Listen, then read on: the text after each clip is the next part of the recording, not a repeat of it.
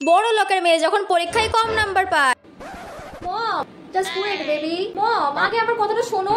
ওকে বলো বেবি কি হয়েছে? মম আজকে আমার রেজাল্ট দিয়েছে। ও বেবি আমি জানি তুমি সারা ক্লাসে টপ করেছো, আর করবে নাই বা কেন, তুমি যে আমার মেয়ে। অ্যাকচুয়ালি মম আমি অনেক কম নাম্বার পেয়েছি।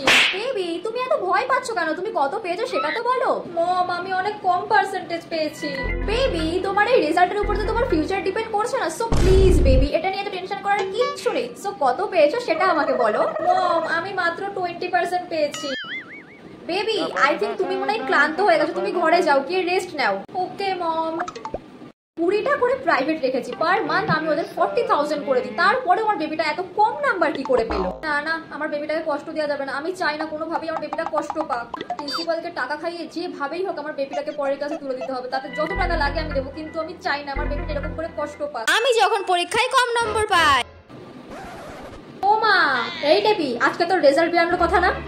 হ্যাঁ মা রেজাল্ট দিয়েছে। তাহলে এত দেখাবো করছিস কেন? খুলতে দিয়ে দেবো নাকি একবারই? কত পেয়েছিস সেটা বল। না না মানে মা আমি নাম্বার ভালোই পেয়েছি।